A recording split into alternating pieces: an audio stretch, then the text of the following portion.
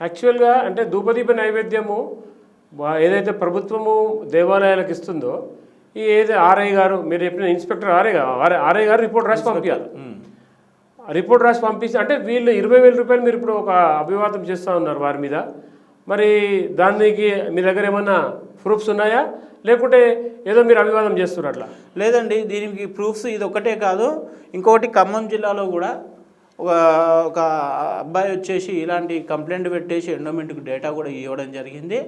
ఇక్కడ విషయం ఏంటిది అని అంటే తానే అన్నీ ఉన్నది, ఈఓగా ప్రముఖ క్షేత్రానికి తానే ఉన్నది, ఏసీగా తానే ఉన్నది, డీసీగా కూడా తానే ఉన్నది. ఈ డీసీగా తాను రావడానికి కూడా కారణం ఏంటిదంటన్నా ఈమె వచ్చేసి భద్రకాళి దేవస్థానం విషయంలో వచ్చేసి ఒక కంప్లైంట్ జరుగుతూ ఉంటుంది.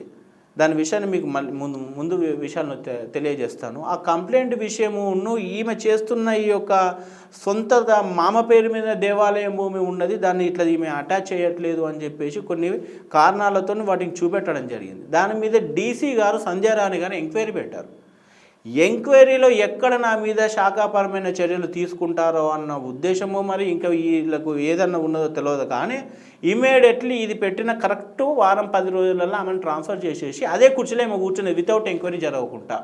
ఇవాళ ఉన్నతాధికారి చేయాల్సిన యొక్క చర్యను ఆపింది, ఈమెని అక్కడ నిలబడలేని పరిస్థితి.